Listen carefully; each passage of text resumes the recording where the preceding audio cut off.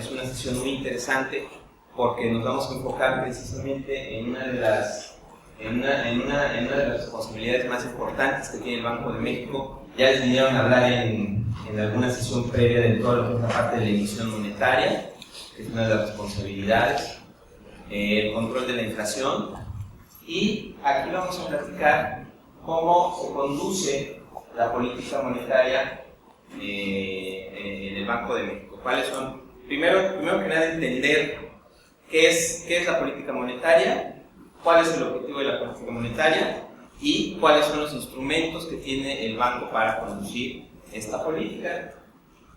A lo largo de esta presentación vamos a hacer un recorrido a través de cinco secciones. Primero vamos a hablar de cuál es el objetivo prioritario del Banco de México. Posteriormente vamos a platicar un poquito de cuál es el contexto a nivel macroeconómico en el cual se lleva a cabo la conducción de la política monetaria a través del banco.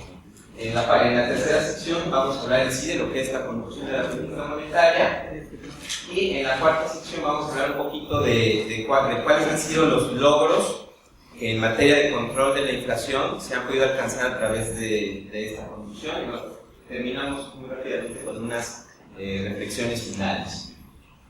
Entonces, bueno, primero, ¿cuál es el objetivo prioritario del Banco de México? Esto lo pueden ustedes ver en la Constitución Política de los Estados Unidos Mexicanos. Y pues es fundamentalmente procurar la estabilidad del poder adquisitivo de la moneda nacional. ¿Esto qué quiere decir? ¿Qué quiere decir procurar la estabilidad del poder adquisitivo de la moneda? Bueno, pues es que evitar variaciones o fluctuaciones importantes en los precios, ¿no? Esto porque ya ustedes escucharon en la cátedra de hace 8 días todo lo relacionado con la inflación, ¿no? Un poco para los que no estuvieron presentes, la inflación es simplemente el cambio en los precios. ¿Por qué es importante mantener este cambio en los precios, es decir, esta inflación en niveles bajos? Bueno, esto porque hay diversos elementos que a lo largo de la historia económica nos han demostrado que la elevada inflación tiene efectos negativos sobre la actividad económica, ¿no? Piensen ustedes, por ejemplo, en términos de si vemos a la inflación como un impuesto, se podría decir que la inflación sería uno de los impuestos más regresivos porque afecta más a las personas de menores ingresos. Pónganse ustedes a pensar, por ejemplo, en cuáles son los bienes cuyos precios presentan una mayor variabilidad.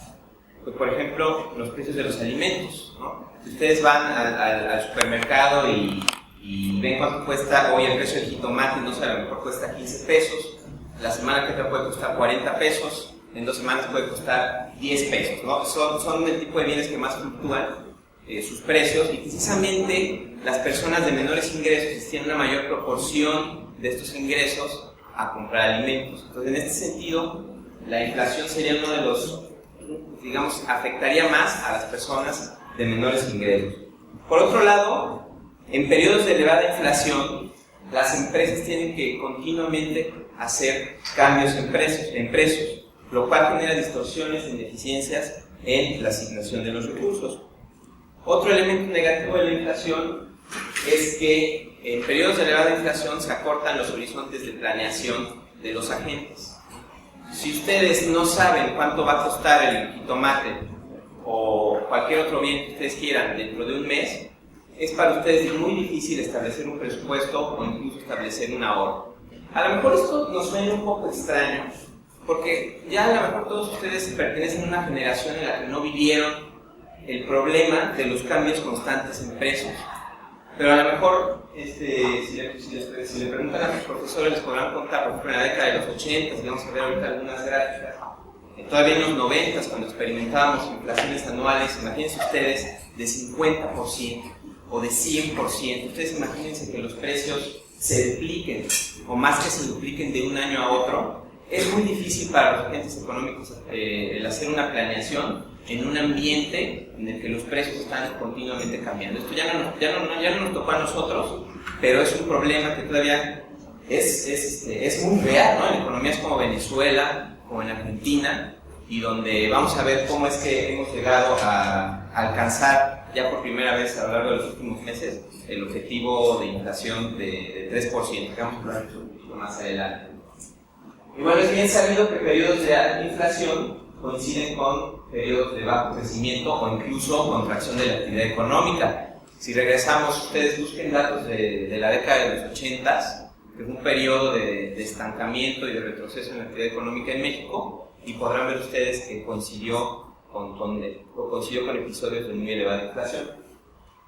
Entonces, un poco esto nada más es como para poner en contexto el por qué el mandato constitucional y el objetivo prioritario del banco es justamente el que no haya inflación, o no que no haya inflación, sino que más bien se mantenga baja y estable.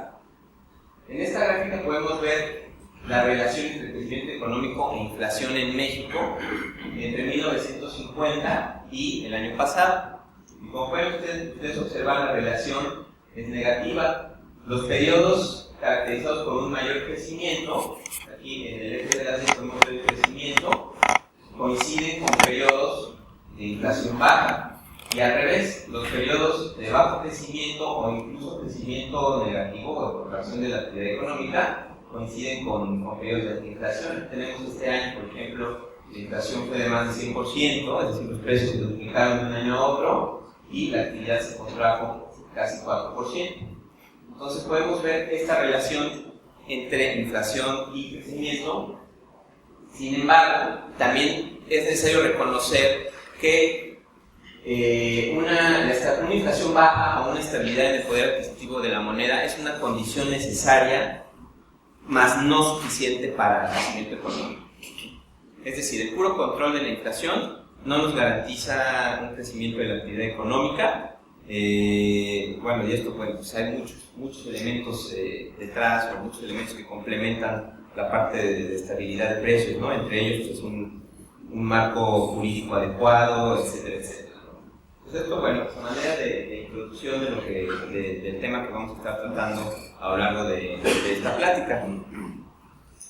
Bueno, en esta parte de fundamentos macroeconómicos, vamos a tratar de dar un contexto o explicar el entorno macroeconómico en el que se circunscribe la política monetaria en México. Digamos que son una serie como de precondiciones, por así decirlo, que se han logrado cumplir, y de cambios que se han establecido a lo largo de los últimos años, de tal manera que nos han permitido tener una política monetaria más flexible.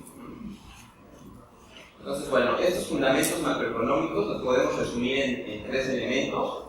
Uno es ausencia de dominancia fiscal, otro es contar con un régimen de tipo de cambio flexible, y ahorita vamos a ir punto por punto. Otro es el tema de la regulación y supervisión bancaria adecuados, y eso, bueno, nos lleva a la implementación de la política monetaria, que a su vez ha conducido a menores niveles de inflación, lo que a su vez ha permitido reducciones en las tasas de interés, modernización y optimización del sistema financiero y también reducción en el costo de las finanzas públicas. Y ahorita vamos a explicar un poco punto por punto en estos aspectos, ¿no? Entonces, por un lado, el hecho de que no haya dominancia fiscal. ¿Y a qué me refiero con dominancia fiscal? Cuando un gobierno se endeuda en exceso, cuando pide prestado más allá de su posibilidad de pago, lo que sucede es que presiona al alza las tasas de interés. Entonces, cuando las tasas de interés suben, el Banco Central, cuyo instrumento para la conducción de la política monetaria es precisamente la tasa de interés, el banco pierde el control de su instrumento. Entonces, digamos que para que el Banco Central pueda tener un mayor control de la tasa de interés, pues se necesita que estas tasas no se vean presionadas por un endeudamiento excesivo del gobierno. Así lo podemos poner en términos muy sencillos. Entonces, aquí vemos estas gráficas donde pues comparamos un poquito la situación de las finanzas públicas en varias economías. Y bueno, en la parte de México pues vemos que en términos de la deuda se mantiene relativamente baja en comparación, bueno, con otras economías avanzadas y emergentes. Y en términos del balance fiscal, también, bueno, aquí estamos más o menos a la mitad en la distribución de las economías aquí seleccionadas. Ahora, algo que que destaca también es que en los últimos años también hay que reconocer que sí se viene incrementando.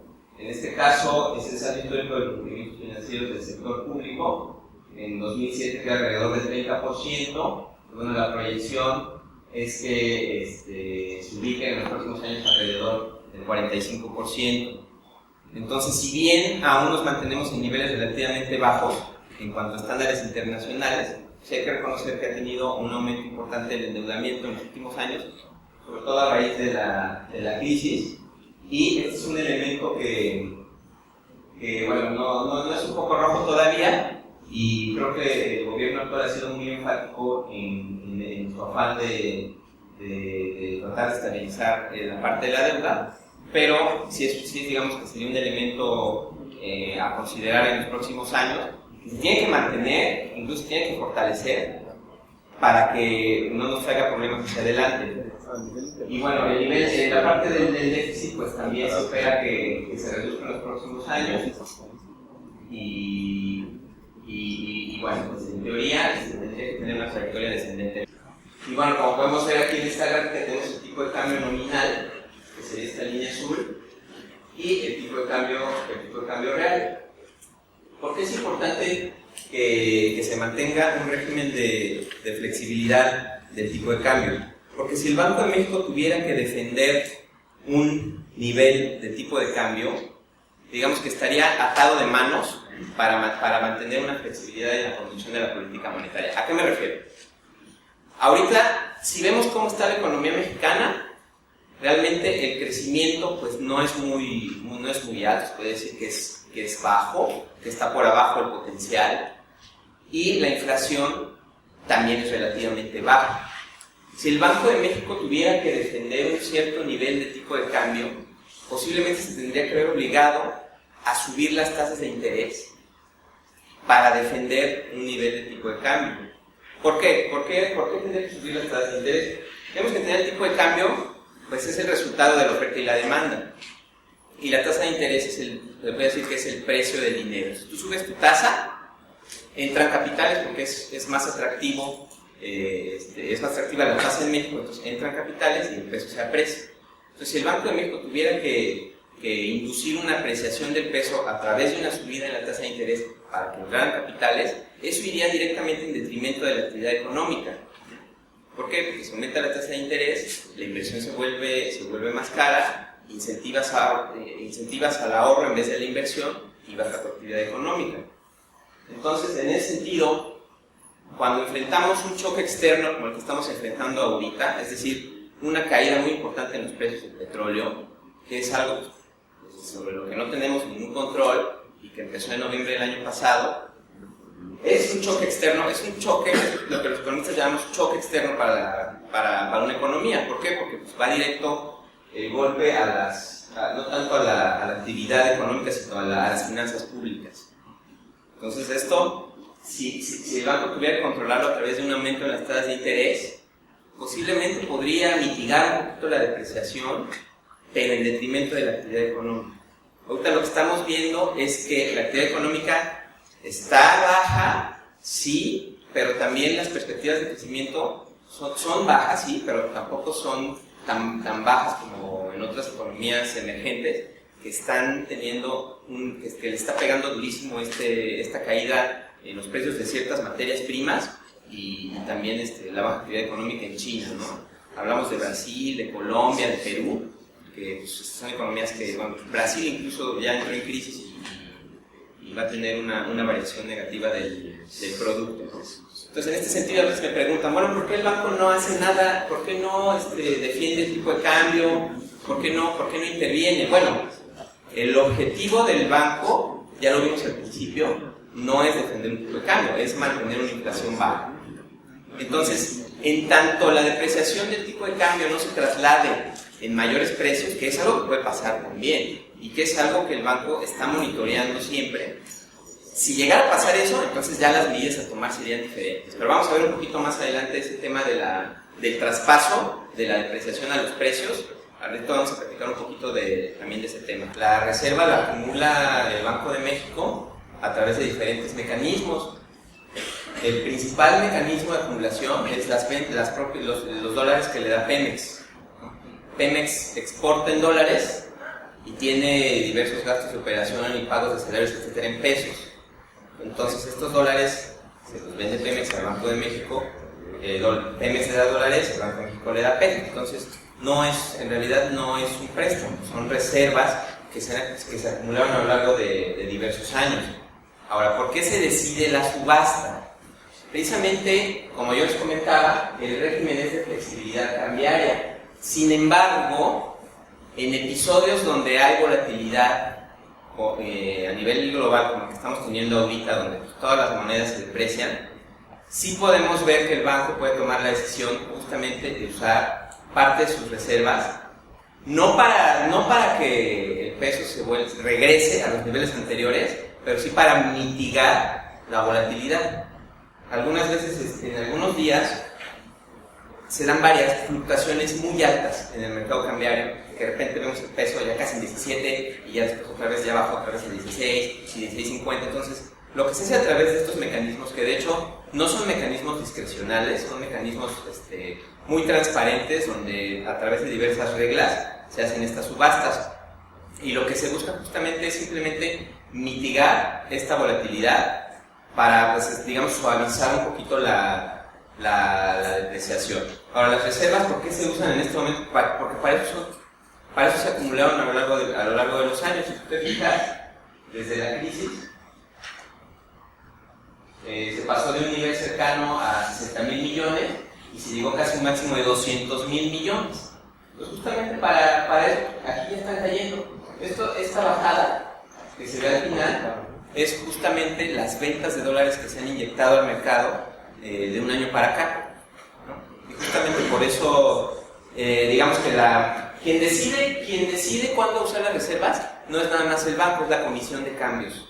La Comisión de Cambios está integrada por Banco de México y por Secretaría de Hacienda. Entonces ellos hacen una evaluación y dicen, bueno, subir la tasa en un contexto en el que el crecimiento es muy bajo y en el que la inflación también es baja, esto sería a lo mejor lo más recomendable. Entonces usemos parte de nuestras reservas para tratar de mitigar o suavizar un poquito el impacto que está teniendo el tipo de cambio. Esto que estamos viviendo es generalizado. Se está depreciando el peso, está depreciando el real brasileño, el peso colombiano, a todos les está pegando, a unos más que a otros. A quienes les pega menos, a los que tienen mejores fundamentos macro, que es justo lo que estamos viendo ahorita. El último elemento dentro de este contexto macro que les estoy pintando aquí, pues sería la parte de la estabilidad del sistema financiero a lo largo de los últimos años. Sobre todo, pues, a raíz de la crisis de 1994, que a lo mejor a muchos ya tampoco les tocó, en la que se tuvo que rescatar a la banca, ¿no? Que también fue un escándalo en su momento muy grande, todo el tema del FOBAPRO, etc. Y bueno, a raíz de la crisis se implementó una serie de regulación al sistema financiero, y lo que estamos viendo a lo largo de los últimos años es un nivel de capitalización adecuado. ¿Qué es un nivel de capitalización adecuado? Tú tienes como banco una serie de activos sujetos a riesgo y debes tener un capital que permita cubrir pérdidas en caso de que esos activos caigan en cartera vencida, básicamente. Entonces, la regulación internacional te pide un nivel, si no me equivoco, de 10.5%, es decir, que de esos activos sujetos a riesgo, tú cubras el 10.5%, tengas un capital que puedas utilizar para cubrir en caso de que haya incumplimientos, ¿no? Y aquí en México lo que hemos estado viendo son niveles superiores, alrededor de 16% en los últimos años. Y bueno, el crédito de la banca comercial, que es esta línea que ven aquí, pues se mantiene creciendo más o menos al 5-6%. Otra de las cosas que se ha implementado, también esto fue a raíz de la crisis, muchos países empezaron a implementar consejos de estabilidad del sistema financiero, porque aunque ustedes no lo crean, no había coordinación entre autoridades financieras. Entonces Inglaterra, por ejemplo, fue uno de los primeros países que lo implementó. En México ya lo tenemos y este está integrado por autoridades del sistema financiero, Hacienda, Banco de México, Comisión Bancaria, CONSAR, Comisión de Seguros y Fianzas. Ellos se reúnen cada 3 meses y hacen un análisis de cuáles son los riesgos que está enfrentando el sistema financiero, y bueno, publican documentos y establecen lineamientos. Entonces, bueno, ya hay un mayor esfuerzo de coordinación por esa parte, ¿no? Y bueno, ¿a qué nos ha llevado todo esto, no? En 2015 podemos ver que la inflación convergió por primera vez a la meta del 3%, inclusive a partir de mayo, no sé si ustedes más o menos sigan el índice de precios, pero ya se ha ubicado por abajo del 3%. Aquí podemos ver la línea, si no me equivoco, los últimos datos han sido alrededor de 2.5%. Y bueno, aquí vemos esta línea de cómo la inflación ha venido disminuyendo de niveles cercanos al 50% en 1995, allá en niveles inferiores al 3%. Ahorita vamos a ver un poquito más a profundidad la historia de esto, ¿no? Ahora bien, ¿qué nos ha permitido el tener un ambiente de baja inflación? Aquí solamente quisiera destacar tres cosas. Por un lado, han disminuido las primas de riesgo dentro de las tasas de interés. Como recordarán ustedes de sus clases de macroeconomía, una tasa de interés de largo plazo está compuesta por diversos elementos, ¿no? Digamos, si es 6%, ese 6% lo podemos partir en diferentes elementos. Uno de esos elementos es la prima de riesgo inflacionario.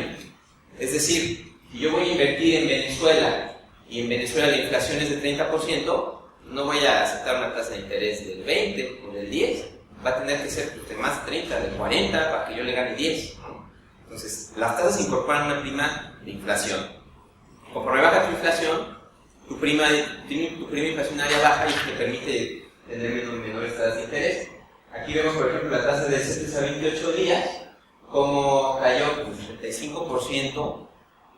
Ustedes imagínense, emitir un bono a un mes a una tasa de 75, a una tasa de interés de 75%, eso es brutal. A niveles actuales que pues, están alrededor del 3%.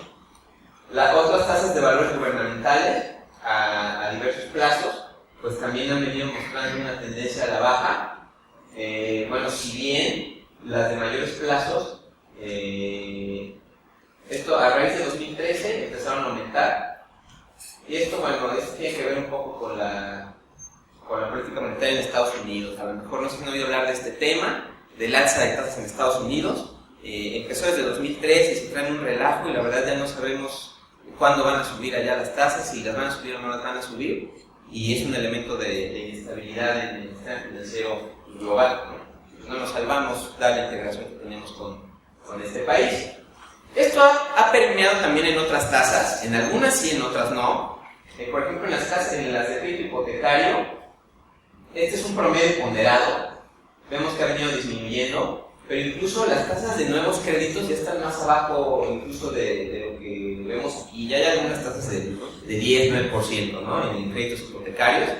Créditos a pymes ha venido disminuyendo también, pero con mayor persistencia, y donde sí hay un rezago muy importante es que en crédito al consumo, que es un poco lo que platicamos en la mañana, ahí hay que reconocer que hay un rezago muy importante, siguen cobrando tasas muy elevadas, y donde pues, la política monetaria poco ha permeado, ¿no? Esta tasa que está en rojo, que es objetivo, esta es la tasa de interés que fija el banco. Si se fijan ustedes, ha venido disminuyendo y actualmente se ubica en 3%. Y toda la trayectoria de tasas de interés, en general, más o menos, sigue la trayectoria de la tasa objetivo, incluyendo, como les comento, las hipotecas, algunos créditos a pymes, y bueno, todavía hay un rezago importante en la parte de crédito al consumo. Profundización del sector financiero. ¿A qué me refiero con esto? En 1995, línea rosita, el gobierno podía emitir deuda hasta 6 meses. No le prestaban a mayor plazo, 6 meses. Y las tasas cercanas al 50%. Hoy el gobierno, en 2015, puede emitir, bueno, aquí está hasta 30 años, pero ya ha habido bonos a 100 años. Son 2 o 3 bonos que se han emitido a 100 años. Y las tasas, la de 10 años está, si no me equivoco, alrededor del 6%. Y se puede emitir a lo largo de toda una curva de rendimientos, como le llaman, ¿no? Hay CETES a un mes, pero también tenemos bonos a 2 años, a 5, a 7, a 10, a 30, y eso te permite hacer un balance de cómo administrar el plazo de tu deuda. Justamente el plazo de la deuda está graficado aquí en medio. Esta línea que vemos aquí es el plazo promedio ponderado. Es decir, si tomamos todos los bonos del gobierno y le sacamos un promedio de cuál es su vencimiento, digamos que en 8 años tendríamos que hacer todo el rollover de la deuda. Entonces, esto ha venido aumentando, lo cual es bueno porque te permite tener como un horizonte más largo para hacer tus pagos. Incluso aquí como referencia ponemos la deuda de Estados Unidos. Ya hemos superado, o sea, Estados Unidos tiene que pagar su deuda en menos tiempo que nosotros, básicamente lo que dice la gráfica. Y bueno, la parte de crédito de la banca comercial del sector privado no financiero se ha venido aumentando. Este dato es alrededor del 16% del PIB, pero sí está en niveles muy bajos. O sea, si tuviéramos una comparación internacional, y este sí es uno de los retos que tiene el sistema financiero y bancario en México, es que lo que le llaman penetración financiera es muy baja, es decir, la banca no presta, no financia proyectos de inversión. Entonces, aquí en México sí está bien creciendo el 16% del PIB, pero si bajáramos los datos de otros países, sí México es de los que siempre está al final, ¿no? Por lo menos en los países de la OCDE, sí estamos con un rezago. Muchos dicen que pudiera ser también el resultado de tanta regulación, que yo lo primero lo mencioné como un elemento a favor. Hay otras teorías que dicen que más bien es el modelo de negocios de los bancos, que no se dedican a prestar, sino que se dedican más bien a cobrar comisiones, y con eso pues, ya tienen bastantes utilidades, entonces pues, no es negocio prestar en México, ¿no? Entonces, bueno, ahí hay toda una beta de estudio que puede ser incluso un tema de tesis, ¿no? ¿Por qué no? Pues, tratar de ver qué pasa con el crédito en México, pero un poco esta gráfica es para mostrarles dos cosas. Una, que se ha venido creciendo, y dos, que no hemos enfrentado burbujas en el mercado crediticio, es decir, el fenómeno contrario, que es préstamos excesivos, que muchas veces conducen a una crisis, ¿no? Y bueno, finalmente, el costo para las finanzas públicas, obviamente, si estás pagando menos tasas de interés, el costo de tu deuda baja, y podemos ver aquí la relación que hay entre inflación y costo financiero, ¿no? Vemos una relación bastante estrecha. Entonces, ¿qué es lo que hemos visto hasta ahora? Hemos visto cuál es el contexto macro en el que se desenvuelve la política monetaria. Hemos visto también que la inflación ha venido convirtiendo a la meta de 3%, y hemos visto también algunos de los logros en términos del sistema financiero o digamos de los efectos benéficos de tener una menor inflación dentro del sistema financiero, ¿no? Menores tasas, menor costo de la deuda, mayor penetración financiera. Y bueno, pues ahora sí pasaríamos a la parte de la conducción de la política monetaria en México. El marco para la conducción de la política monetaria en nuestro país es el esquema de objetivos de inflación. Así se le llama al régimen. Esto no es algo que haya inventado Banco de México, es algo que de hecho empezó, si no me equivoco, en Nueva Zelanda, por ahí de finales de la década de los 70. Ellos lo inventaron y actualmente la gran mayoría de los países siguen este esquema de objetivos de inflación. Bueno, nosotros ahí en Banco de México hacemos un seguimiento de como de 30 países que son Inflation Targeting a lo largo de todo el mundo y que les ha resultado exitoso seguir este esquema. Ahora, a ver, ¿en qué consiste este esquema de objetivos de inflación? Son 3 puntos fundamentales. Por un lado, es el compromiso institucional con la estabilidad de precios, ¿no? Entonces vemos que está en la Constitución, es un mandato oficial y digamos que es el objetivo prioritario del banco. El segundo elemento sería establecer una meta cuantitativa única para la inflación. Cada país le ha establecido, va estableciendo diferentes metas, ¿no? Por ejemplo, en Estados Unidos, si bien ellos no siguen como tal un régimen de objetivos de inflación, sí tienen una meta que es de 2%. Tal cual, 2%. Aquí en México es de 3% y tenemos un intervalo de variabilidad de más o menos 1%. Ahorita les voy a explicar por qué el intervalo. Y el último de los elementos dentro de este régimen es tratar de tener una transparencia y una comunicación con el público. Esto, ¿dónde lo pueden ver ustedes? Bueno, el banco tiene diversos instrumentos de comunicación. Están los comunicados de política monetaria, Eso los pueden ver ustedes en la página del banco y donde te dice, la Junta de Gobierno decidió mantener la tasa en 3%. ¿Por qué? Y ahí te ponen por tal. Están también los informes trimestrales de inflación, que tal vez algunos de ustedes los han consultado, y donde te explica muy bien todo el entorno internacional. La inflación se va desglosada por mercancías, servicios, que se subió la luz, ahí te explica muy bien todo, y cuáles fueron las acciones a lo largo de ese trimestre del banco.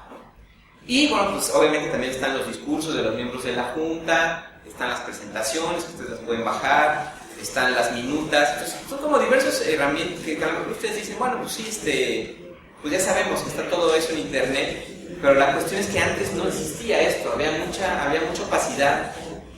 Realmente el público no sabía, no tenía manera de saber cómo se conducía la política monetaria. Hoy les puedo afirmar que es totalmente transparente y que además las personas especializadas en el sistema financiero hacen un seguimiento muy puntual de todos estos movimientos y de todas estas decisiones, para ellos a su vez tomar decisiones de inversión, ¿no? Pues digamos que el tener transparencia pues es un elemento que también da certidumbre a los inversionistas de decir, bueno, se está conduciendo con responsabilidad la política monetaria y me puedo quedar en este país, puedo tener mi dinero aquí, ¿no? Un poco cómo ha sido la adopción a lo largo de los años de este esquema de objetivos de inflación. Bueno, yo agregaría antes de esta fecha, en 1994, la autonomía que se le otorga al Banco de México, lo cual pues sí fue un parteaguas, ¿no? Porque pues antes digamos que era también un apéndice del Poder Ejecutivo. Conforme se le da autonomía, se da un objetivo y se le establece la libertad y las herramientas para cumplir con este objetivo, alejado del ciclo político. Entonces, en 1999 se establece un objetivo de inflación que es converger hacia la inflación de nuestros principales socios comerciales, ¿no? O sea, como que todavía no había un número muy claro, ¿no? En el año 2000 se definió la inflación subyacente, que eso me imagino que ya lo vieron hace 8 días. Se empezaron a publicar los informes trimestrales de inflación y por primera vez se establece una meta de inflación de 3% para 2013. En años previos se habían establecido otras metas, ¿no? 20%, 15%, o sea, fueron como que de arriba para abajo, ¿no? 15, 12, 8 y ya, por primera vez en el año 2000, 3%. En el 2001 se da la adopción formal de este esquema. En el 2002 ya se especifica que la meta de largo plazo es 3%, con un intervalo de variabilidad de más o menos 1%. Y bueno, algunos otros avances. A partir de 2003 hay fechas preestablecidas para los anuncios de política monetaria. Ustedes se meten a la página, hay un calendario donde ya saben que, por ejemplo, la semana que entra, ¿no? Dentro de 15 días, hay una decisión, ¿no? El jueves. Es jueves 29, creo, ¿no? Entonces ya son fechas preestablecidas que ustedes pueden meterse y ver qué dice la Junta de Gobierno. En 2008 se establece como instrumento para la política monetaria el objetivo para la tasa de interés, que es lo que les mostraba hace algunas gráficas, la línea roja, la tasa de interés monetaria. Y a partir de 2011, por ejemplo, ya se publican las minutas de las discusiones, donde pues ahí está muy claro que incluso puede haber discrepancias, ¿no? Dentro de la Junta de Gobierno. Por ahí creo que hace 2 reuniones, un miembro votó por subir la tasa, ¿no? Y 4 miembros votaron por mantenerlo. Y ahí están los argumentos tanto a favor como en contra de estas decisiones. Entonces esas son muy interesantes, esas minutas se las recomiendo, porque ahí viene todo el desarrollo de las ideas, y como siempre en economía, nunca hay diferentes formas de analizar un problema económico y diferentes ángulos, ¿no? Entonces eso se refleja también en las discusiones de los miembros de la Junta. Ahora, bueno, el esquema de objetivos de inflación. Para este esquema también es muy importante la coordinación de las expectativas de inflación. ¿Qué son las expectativas de inflación? Bueno, hay diferentes formas de medir las expectativas de inflación. Uno es, por ejemplo, a través de encuestas. El Banco de México cada mes hace una encuesta a analistas y les pregunta, ¿tú cuánto crees que va a ser la inflación al cierre de este año? ¿Y cuánto crees que va a ser el año que entra y dentro de 4 años? Entonces, a través de este seguimiento, el banco, digamos que para el banco las expectativas son un termómetro, ¿no?, de cómo pueden venir los precios hacia adelante. ¿Por qué es importante tener este termómetro? Porque la política monetaria incide sobre la actividad económica con cierto rezago. Si ahorita están subiendo los precios, si están subiendo los precios hoy, y hoy el banco sube la tasa de interés, es muy difícil que pueda mitigar el aumento de los precios. ¿Por qué? Porque el efecto de la política monetaria tiene un rezago, que se estima que puede ser alrededor de 6 meses, entre 6 meses y un año. Entonces tú necesitas detectar presiones inflacionarias con suficiente anticipación como para tener la capacidad de responder ante estas presiones. Entonces, ¿qué te permite identificar esto? Pues las expectativas de inflación. Entonces, hay expectativas medidas a través de encuestas y hay expectativas también medidas a través de instrumentos de mercado. ¿Y estas cuáles son? Bueno, si ustedes se toman un bono a 5 años, se toman un unibono a 5 años, la diferencia es una expectativa de inflación, es una prima y es lo que espera, ¿no?, que aumente la inflación. Entonces, en el banco monitoreamos los dos tipos de expectativas, y también es muy importante identificar cuál es la fuente de los aumentos en las expectativas, ¿no? ¿Por qué? Bueno, tal vez me estoy adelantando un poco, y vamos por partes. Lo que trata de resumir este esquema es, digamos, las etapas de un régimen de objetivos de inflación. Tú partes de una fase inicial, donde tienes un elevado nivel de inflación, que va a ir reduciéndose y convirtiendo hacia un objetivo de largo plazo. En el camino, tú tienes que tener una respuesta ante presiones inflacionarias, pero no ante todo tipo de presiones inflacionarias, pero vamos a ver por qué. Por supuesto que te vas a enfrentar a una serie de riesgos en esta conducción, y también tienes que tener, esto ya lo abordamos un poco, la transparencia y rendición de cuentas de qué es lo que estás haciendo. Entonces, vamos punto por punto. Entonces, tienes tu fase inicial de inflación alta. Estos fueron objetivos de inflación que se establecieron en el pasado, ¿no? Por ejemplo, en el 1995 el objetivo fue 40, ¿no?, arriba de 40. En el 97 lo bajaron a 20. En el 98 pues ya estaba como en 12.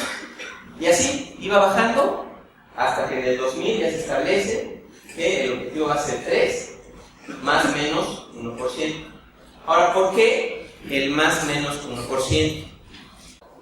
Yo no recuerdo un solo año cuando no es que aumentan las tarifas eléctricas, es la gripe aviar, y es H1N1, y ahorita está también la diarrea porcina en Estados Unidos, el precio de la carne ya va para. O sea, siempre están enfrentando diversos choques, ¿no? Entonces, para que vean, aquí hay una lista de algunos de los choques más importantes que ha enfrentado la economía mexicana en términos de precio. Y bueno, aquí está sombreado en azul los periodos en donde enfrentamos estos choques y un poco cómo ha reaccionado en la política monetaria. Esto que estamos aquí viendo es la brecha de inflación. Es decir, es la diferencia entre la inflación y su objetivo. Si un día la inflación es 10 y tu objetivo es 3, tu brecha es 7, ¿no? Si baja 5, tu objetivo es 3, pues tu brecha es 2, ¿no?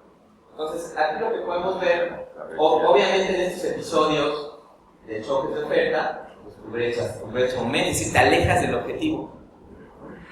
Te vas alejando del objetivo, e inclusive, bueno, en estos años el objetivo era como 20, ¿no? Entonces no nos tomen mucho en cuenta, pero digamos en la época en la que ya el objetivo es 3, muy pocas veces hemos estado en el objetivo, a decir verdad, ¿no? Aquí vemos por un año en 2006, otro año en 2007, y apenas hasta los últimos meses, como teníamos comentando, de mayo para acá, se está alcanzando el objetivo. Ahora, si ustedes me preguntan, ¿esto es sostenible?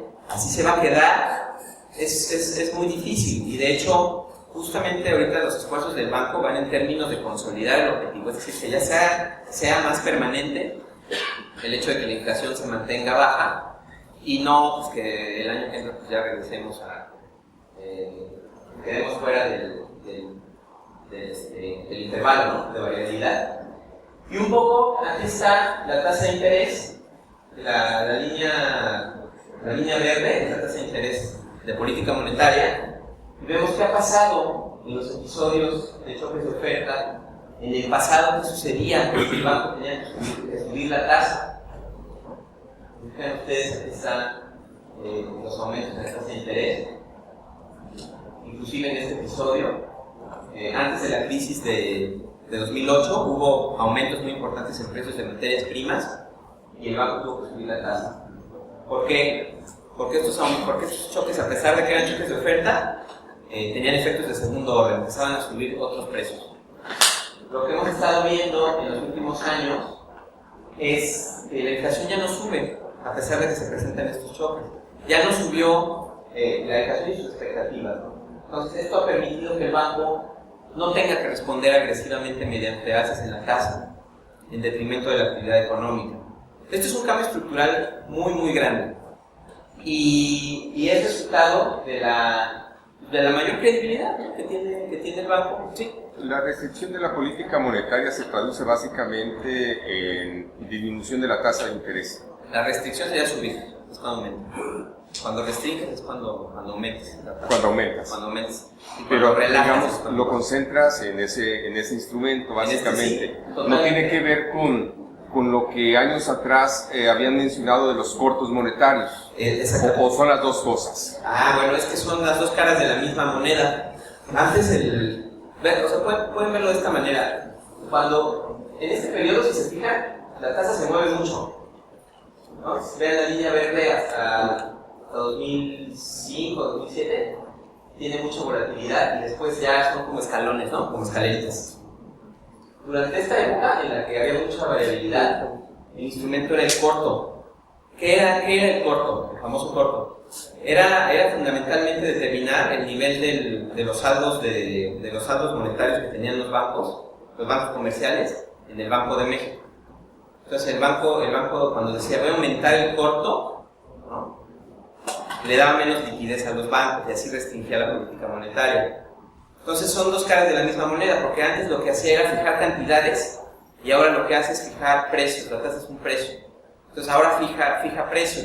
Entonces por eso, a partir de aquí ya lo que fija es esta tasa. Y si tuviéramos una gráfica de los saldos monetarios, ahí ya serían lo que absorbe la variabilidad serían los saldos. Pero digamos que es lo mismo. O sea, son las dos caras de la misma moneda. Nada más que digamos que a nivel internacional, por convención se usa la tasa. Entonces el banco fue transitando de pasar de corto a la tasa. Porque la parte esta de restricción de la política monetaria, lo que se observa es una baja de la tasa de interés. Entonces así ha sido expansiva, ¿no?, la política monetaria. Sí. En los últimos años, ¿no? Sí. En los últimos años hemos visto recortes en la tasa de interés. ¿Por qué ha recortado el banco la tasa de interés? Porque ha llegado a la conclusión de que, dado el estado de la economía, se podía llegar a menor inflación con una menor tasa. Por eso me llamaba. Sí. Entonces también es un cambio muy importante, porque de alguna manera, si bien el objetivo del banco no es impulsar el crecimiento, sí lo incorpora y dice, si puedo llegar a una inflación baja con una menor tasa, lo hago. Y lo ha hecho. Muchos estuvieron, cuando se dieron estos recortes de la tasa, algunos brincaron, ¿no?, de que por qué el banco estaba impulsando el crecimiento, su objetivo era la inflación. Sí, pero lo importante es llegar al objetivo al menor costo posible para la actividad, ¿no?, en términos de la tasa de interés. Entonces sí, en efecto, la política monetaria ha sido en los últimos años expansiva. Aunque no se ha traducido en mayores niveles de demanda. Ese es otro cantar, ¿no? Sí. Ese es otro cantar. Ahora sí que es otro campo de estudio el ver si el mecanismo de transmisión de la política monetaria llega a la actividad económica. Y eso lo van a ver la próxima semana. ¿Qué tanto llega? ¿Qué tanto no llega? ¿Qué tan fuerte es el canal de la política monetaria en México? Es una pregunta abierta. Es decir, si nos hubiéramos quedado con esta tasa de 3, con esta tasa de 5, ¿cuánto hubiéramos crecido menos? ¿Quién sabe, no? En teoría sí. En teoría sí, ¿no? En teoría sí. Nos hubiera restringido, exacto. Es muy difícil hacer estimaciones de cuánto. Sí, claro. ¿Cuáles serían los riesgos asociados a la conducción de la política monetaria? Bueno, pues existen diversos elementos de incertidumbre. Ya les comentaba que hay diversas preocupaciones que afectan a la economía mexicana, ya los hemos platicado en diversos choques.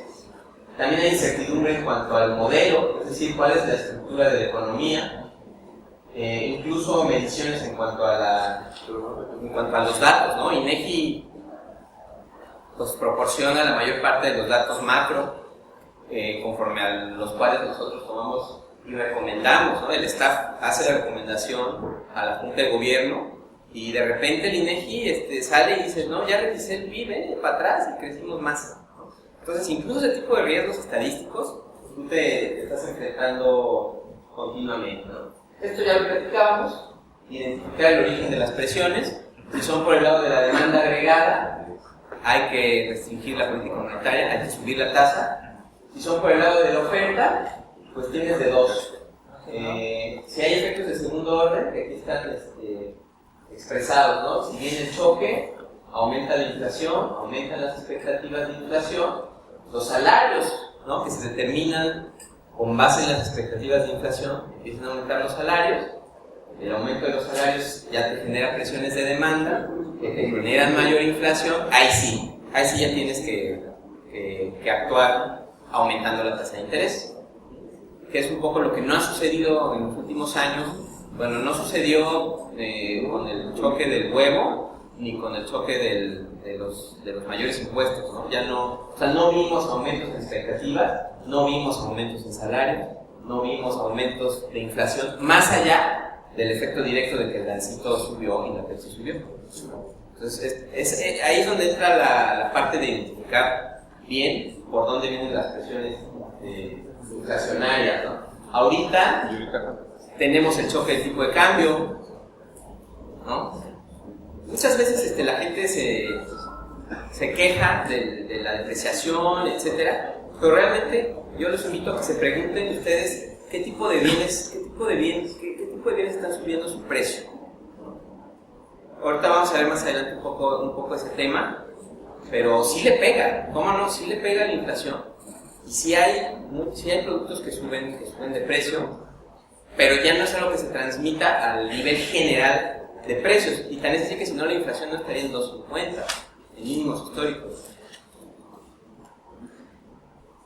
Aquí está, este es uno de las herramientas que usa el banco para identificar si las presiones vienen por el lado de oferta o por el lado de la demanda. La famosa brecha del producto. ¿Qué es la brecha del producto? Si ustedes sacan una serie de PIB, van a ver que tiene una tendencia, ¿no?, de crecimiento en el largo plazo. Hay diversos métodos estadísticos para sacar la tendencia. El más común es el filtro HP, ¿no? Entonces sacan ustedes la tendencia del crecimiento y se fijan ustedes si ahorita están creciendo por arriba o por abajo de esa tendencia. Si estás creciendo por arriba de esa tendencia, pues ahí se prende el foquito de que puede llegar a haber presiones por el lado de la demanda, porque tu capacidad instalada, digamos, está a tope, ¿no? Estás creciendo por arriba de lo que se le llama el nivel potencial de la economía. Entonces esta brecha es simplemente la diferencia entre un potencial que medimos y el crecimiento actual. Entonces lo que hemos visto en los últimos años es que está por abajo, e incluso si se fijan la tendencia es que se está abriendo la brecha, es decir, estamos creciendo por abajo del potencial y además cada vez más por abajo del potencial. Y pues esto pues, se refleja en los datos, o sea, crecer, o simplemente saquen ustedes un promedio del crecimiento anual de los últimos 15 años y va a ser como 2.3, 2.2. Si estamos creciendo a 2 o a 1.8, pues estás por abajo, ¿no?, del potencial. Entonces, en ese sentido,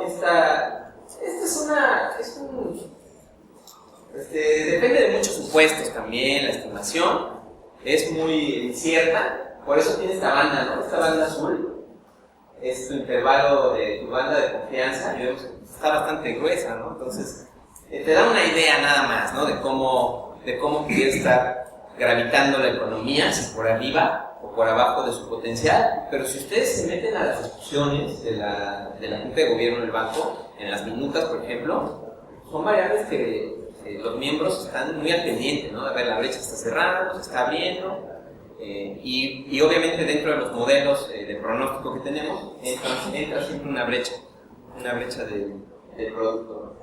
Entonces, bueno, nada más queda ahí como ejemplo de una de las herramientas que tenemos para identificar el tipo de choques que tiene la economía. Y bueno, obviamente se contemplan diferentes escenarios. La incertidumbre que está asociada a las economías emergentes siempre es mayor, ¿no? En relación a las economías avanzadas, porque somos economías pequeñas y abiertas, somos economías tomadoras de precios, somos economías que enfrentamos diversas fluctuaciones, y por lo mismo, pues, incluso como dice aquí, se enfrentan a cambios estructurales más seguido. Entonces es incluso muy importante estar revisando continuamente los modelos de análisis y de pronóstico. Uno de los elementos que recientemente, bueno, no tan recientemente, tiene algunos años que el banco está usando en sus informes, es las gráficas de abanico. Entonces el banco da sus pronósticos de la inflación y del crecimiento y de la brecha del producto, y te pone una gráfica de abanico. Entonces te da una trayectoria. Digamos, hasta aquí son datos observados, y a partir de aquí el pronóstico. Pues te da un escenario central y después te da diversas bandas, digamos, de probabilidad, ¿no? Como puedes seguir el escenario central, como puede quedar más arriba o más abajo, tanto la inflación como el crecimiento. Es una manera de incorporar la incertidumbre dentro de los pronósticos, y digamos que forma parte también de la caja de herramientas que tienen los bancos centrales para generar sus pronósticos, ¿no? Ustedes se preguntarán, ¿por qué es importante? ¿Por qué es importante que haya pronósticos? ¿Por qué? Bueno, porque en verdad hay gente que toma decisiones de inversión muy fuertes con base en estos pronósticos. Estamos en un mundo global donde ahorita Brasil ya las expectativas son negativas, y los capitales buscan a dónde moverse. Se mueven muy rápido. Y ante ello, pues es importante diferenciarse y además tener las herramientas para dar un pronóstico de crecimiento y de inflación, ¿no? En la economía. Me gustaría comentarles un poquito de cuáles han sido los cambios en el sistema, o digamos lo que se le llama el sistema nominal de la economía, y que no es otra cosa más que cómo se determinan los precios. A lo largo de los últimos años hemos visto una transformación muy importante. Por un lado, se ha reducido el nivel, la volatilidad y la persistencia de la inflación. Se ha reducido el traspaso de la depreciación del tipo de cambio a los precios. Vamos a ver ahorita punto por punto. Los cambios en precios relativos tienen un efecto transitorio en la inflación. Ya vimos el ejemplo de la gripe aviar y de los impuestos. Y también las expectativas de inflación, que ya les comentaba la importancia que tiene para nosotros seguir expectativas, ha disminuido su variabilidad. O sea, a lo mejor está un poco técnico, pero vamos a tratar de explicar estos cuatro elementos. Esta gráfica que vemos aquí es la inflación mensual desestacionalizada, anualizada. El dato que nosotros escuchamos en las noticias y con el que más estamos familiarizados es con la inflación anual. INEGI no desestacionaliza la inflación. Pues en el banco lo que hacemos es que la desestacionalizamos y sacamos una inflación mensual. ¿Qué es lo que veíamos antes? Veíamos mucha fluctuación, mucha variabilidad, y además veíamos una tendencia positiva. Esto, en términos matemáticos, es un proceso no estacionario, es decir, su media y su varianza no son ceros, ¿no? Vemos que hay una tendencia y vemos que hay una variabilidad muy importante. A través de diversas pruebas que hemos hecho econométricas, se ha identificado como octubre de 2001 el mes en el que la inflación se convirtió en un proceso estacionario, es decir, su media es cero. Si se fijan ustedes, si toman el promedio de estos datos, es constante, ¿no? Y su variabilidad también es constante, es decir, no vemos un pico, ¿no?, aquí que de repente ya se va para arriba o para abajo. ustedes lo pueden ver, está en el capítulo técnico del informe sobre la inflación, octubre-diciembre de 2010, está disponible en internet, y ahí viene muy claro cuáles son las pruebas que se hicieron para determinar, pero yo creo que visualmente se ve, ¿no? Yo creo que visualmente está muy claro como antes había una tendencia y había una varianza cambiante o alta, ¿no? Situación que ya no vemos en la actualidad y incluso justifica que está veniendo muy bien. Eso es reducción en nivel volatilidad y persistencia. El traspaso de tipo de cambio y de variaciones en otros productos como pudieran ser agropecuarios en la inflación general también ha disminuido. Y aquí se me gustaría que pusieran mucha atención, por ejemplo, en esta gráfica. Aquí tenemos la depreciación del peso y la inflación. Vean en la década de los 80, depreciación de 250%, inflación de 100%. 1986, depreciación de más del 100%, inflación de más del 100%. Es decir, en este periodo una alta correlación entre la depreciación del peso y la inflación. O sea, ya sabías, venía la devaluación, luego se te van a ir para arriba los precios. Todavía en el 94, en la crisis del 94, el peso también pasó como de 3 a 6 a 7, 100%. De nuevo tuvimos un traspaso, ya menor, pero sí tuvimos un traspaso a la inflación. ¿Qué es lo que hemos estado viendo en los últimos años? En que se dan estos episodios de depreciación y la inflación ya no se traslada, uno a uno. No quiere decir que sea cero, ¿no? Si hay un traspaso, pero ya es muy bajo. Aquí lo podemos ver, por ejemplo, en 2008, e incluso ahorita, ¿no? Aquí vemos cómo está. Esto es 25%. El peso se ha depreciado 25% en el último año, ¿no? Pasamos de 13 a casi 17, ¿no? 16.50. Y sin embargo no hemos visto un efecto muy fuerte en la inflación. Lo hemos visto, sí, principalmente en bienes durables, en bienes duraderos, que son cosas importadas, obviamente, ¿no? que están tasadas en dólares. Todavía no lo empezamos a ver en automóviles, pues se anticipa que pudiera empezarse a ver en automóviles. Es este tipo de bienes duraderos, pero hemos identificado que ya no es algo tan generalizado como era antes. Este es un cambio en el sistema nominal. Esto es a lo que me refiero como un cambio en el sistema nominal de la economía.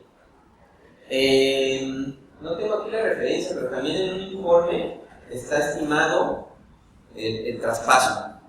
Y si no me equivoco es por cada 10% que se deprecia el peso, la inflación aumenta 4 puntos base.